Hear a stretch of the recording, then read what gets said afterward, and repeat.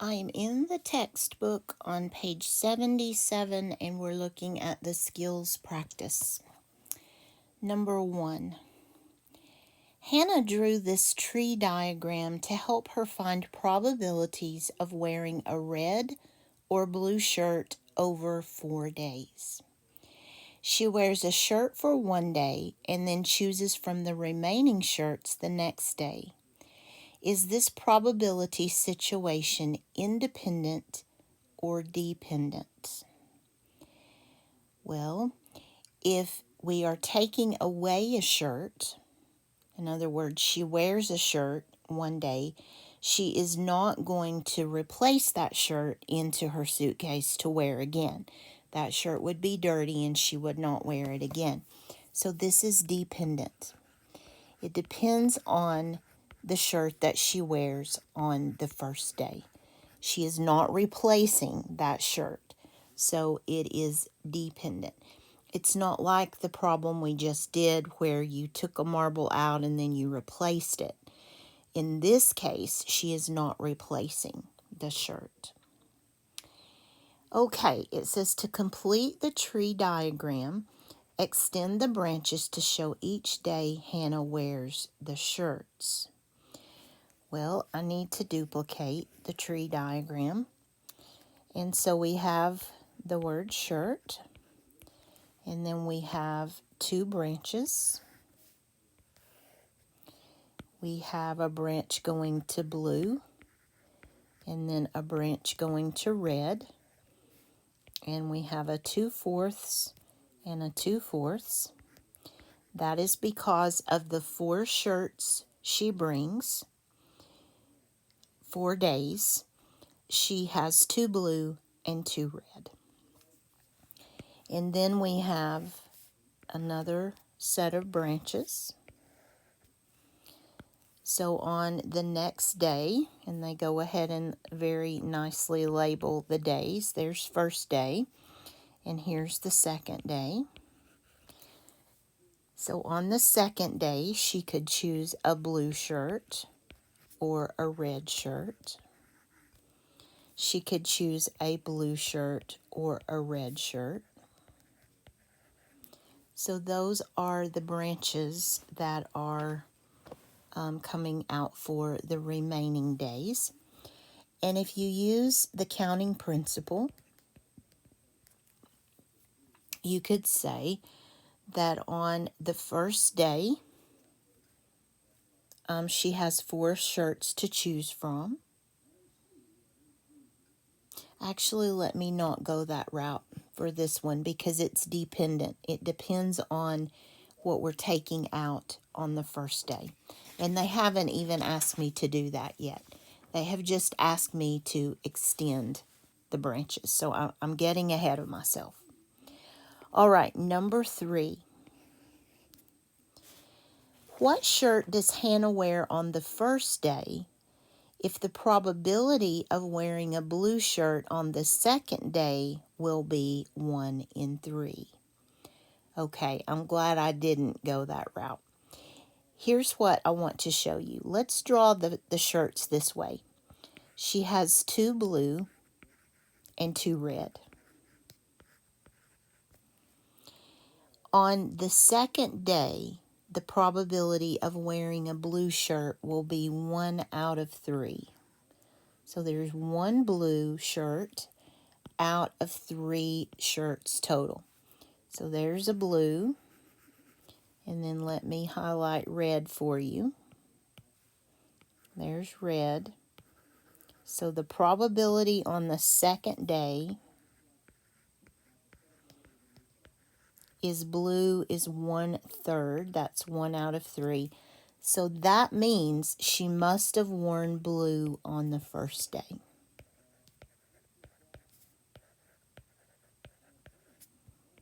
And that was the question.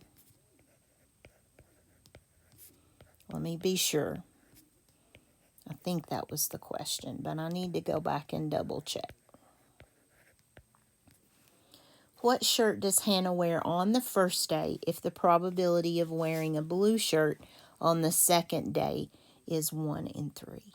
So that is correct. All right, number 4.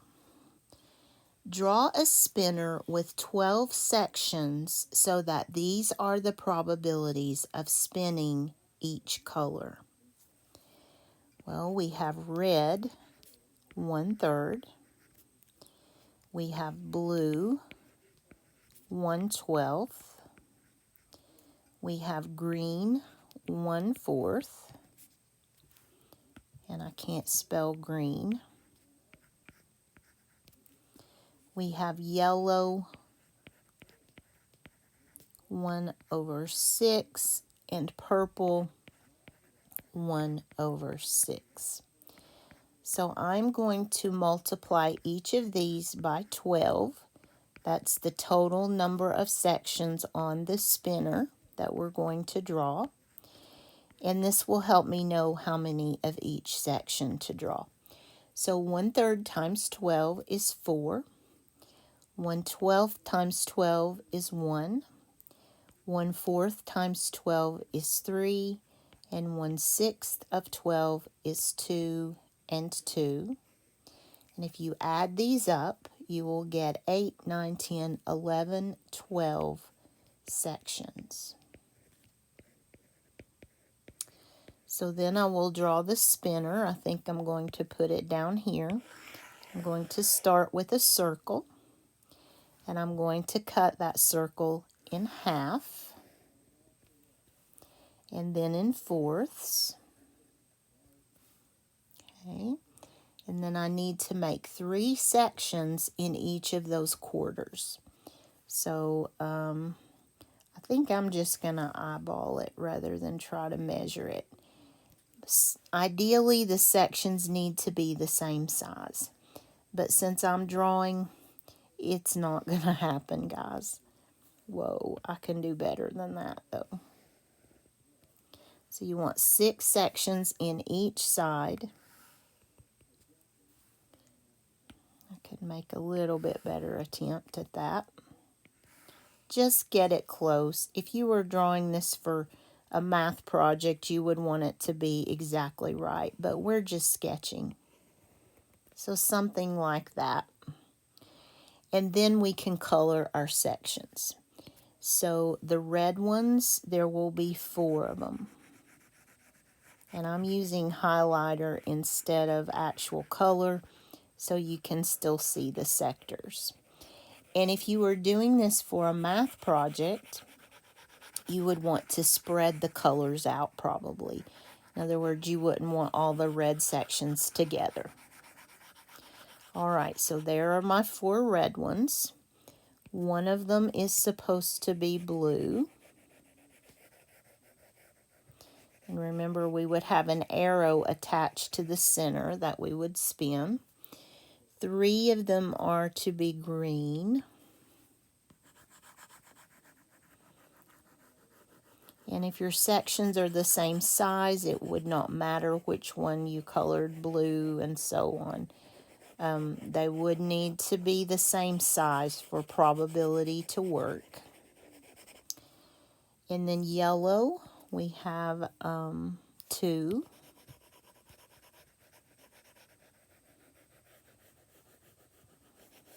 And then purple, we have 2.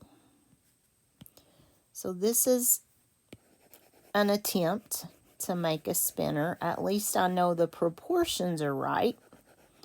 We have enough sectors and the correct numbers of sectors with colors. That's horrible. For some reason, I can't nail that one down. Let me try to just clean it up once I get finished. This looks worse than it did a second ago, doesn't it? All right, you're not here to watch me color, so how about that? Close enough. All right. Do they ask us questions? They do not. They just wanted us to draw the spinner. I kind of liked that question. That was fun. Number 5. Walter owns a parking lot with 25 spaces. Only one car uses a parking space each day. Design an experiment to predict the number of red cars that will park in his lot on Friday. This is a very interesting question. Let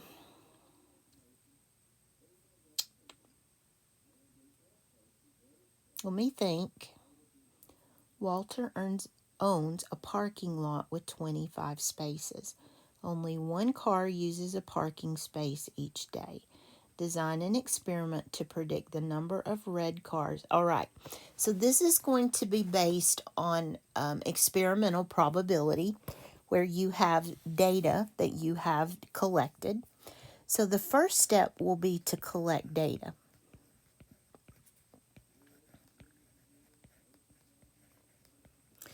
And since we are going to predict Friday, you would want to collect data for the first 4 days, Monday, Tuesday, Wednesday, and Thursday.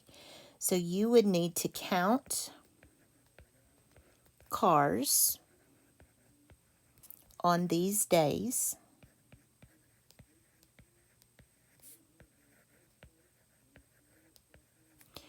and record the colors.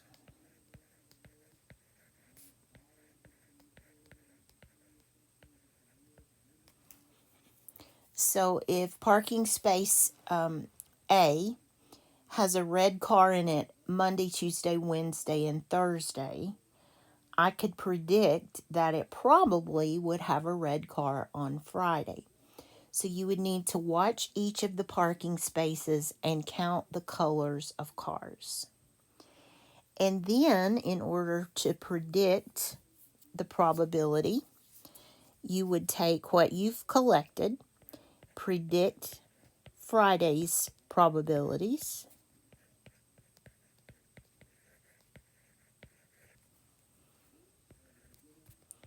and then you would need to multiply that prediction by 25, because Friday, let me say it this way, the Friday prediction by 25, because there are 25 spaces in the lot.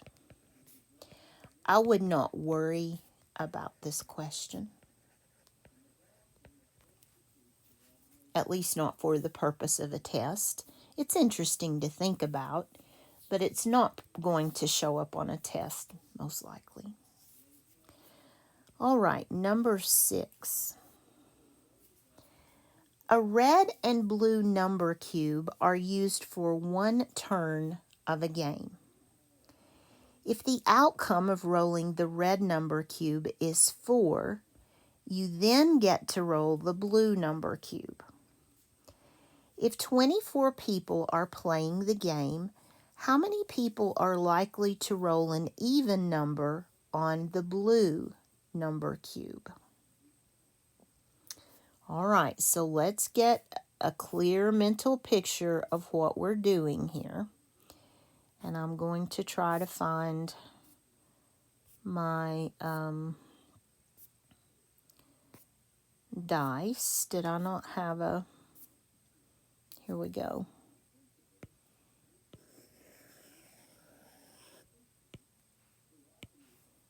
I thought I had done a problem with die. Oh, right there. Okay, let me get one of these because they're not colored. Actually, I need them both, don't I? Because we are dealing with 2 number cubes. All right, so here is the red number cube. Is that the one they mentioned first? If the outcome of rolling red is 4. Okay, so let's go ahead and color some number cubes. Here's the red one. We can have a red 1, a red 2, a red 3, a red 4. And what is the desired outcome on the red one? If you roll the red one and you roll a 4, then you get to roll the blue one. So the first thing we want to know is the probability that you will roll a 4 on the red cube. I'm going to call it a die. Well, there are 6 faces on the die, and only one of them is a 4. We only have one possibility of getting a 4. So if you get a 4 on the red cube, then you get to roll the blue number cube. And they want to know the probability of an even number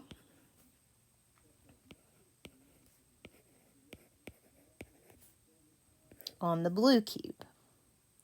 Now let me think just a minute.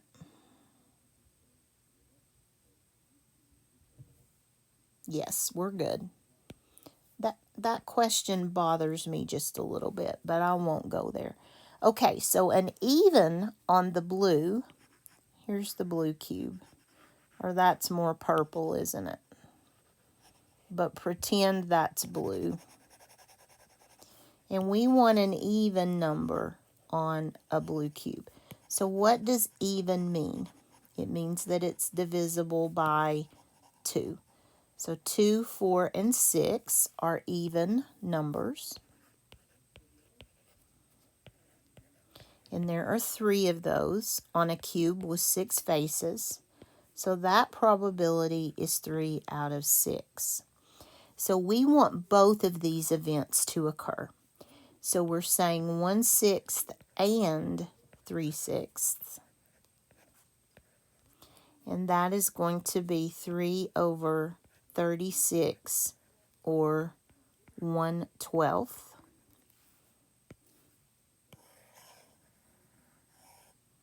And then we have to let 24 people play the game. So we have 1/12 times 24. And that would be 24 over 12 or 2. That's the answer we are looking for. 2 people if 24 people are playing the game. Alrighty, let me section that off.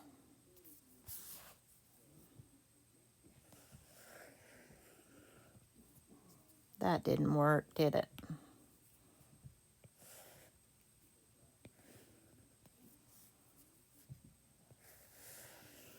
Okay. Number 7.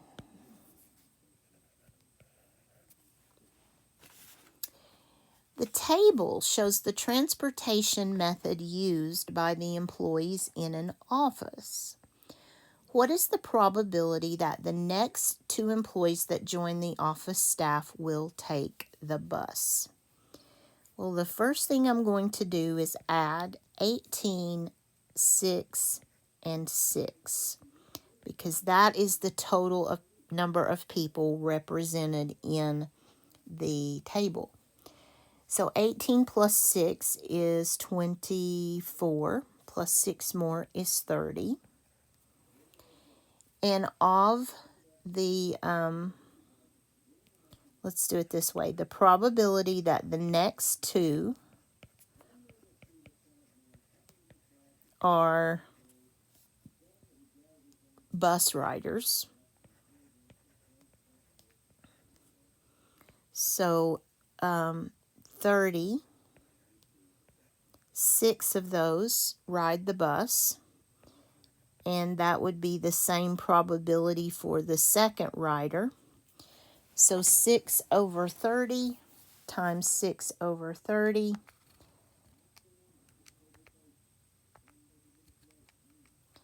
is 1 over 25.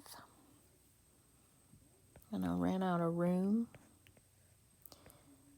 So if you do that as a decimal, as your answer choices are decimals, you would get 0.04 or 4%.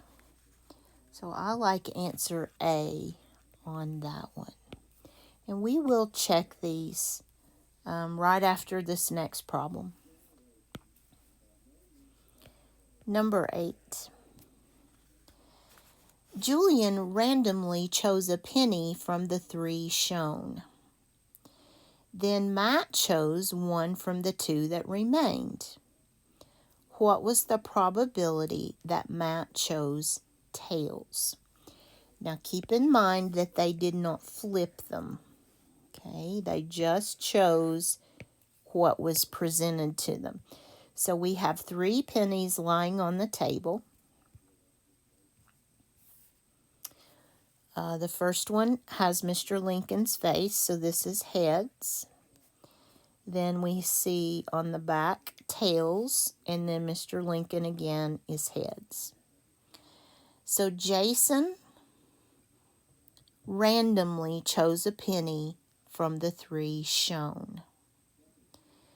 When Matt chose one from the 2 that remained, what is the probability that Matt chose tails? All right, so Julian walks up and picks a coin at random. Julian.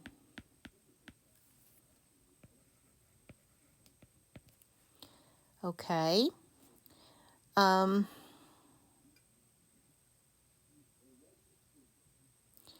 right, I'm having a little bit of trouble with this one because we don't know what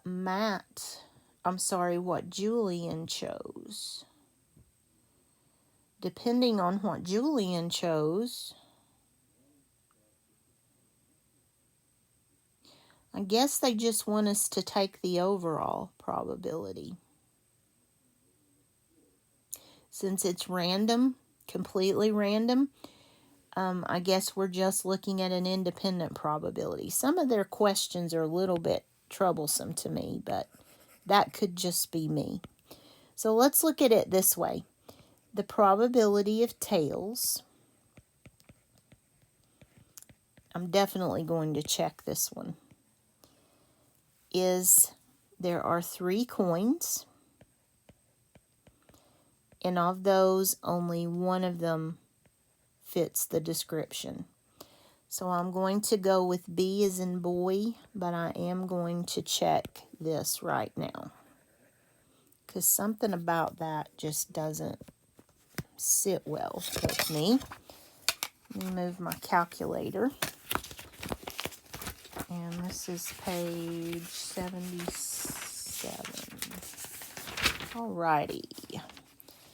Let me go ahead and check that one while I'm here. It is B, 1 out of 3. So I guess I know that's the right answer, but I'm not sure it's for the right reason, but I'm going to let that go. Number 7 is A. Number 5. Oh, that's about the collecting data. Oh, I skipped number 6. Number 6 is 2. We got that one. Number 5, from Monday through Thursday, keep track of the colors of the cars. Then find the probability that the next one is red. Okay, we said the same thing, just a little bit different wording. Number 4, we should have 4 red sections, 1 blue, 3 green, 2 yellow, and 2 purple. That one is fine. Number 3 is a blue shirt. Yes, the first day. Number 2, we finished the drawing. And number 1, it is dependent since she will not replace the shirt. And let me just go back. Did I already check these? Let me do it just to be sure. Number 8 is 2/5. Number 7 is 10.7%. 3 out of 10 for 6. Number 5 is 5 times. Number 4 is 1/10. Number 3 is 1/5. Number 2 is 1/4. And number 1 is 1/2. Yes. So we got all of those correct. And I will see you in the next video, and we will look at the exercise book for this lesson.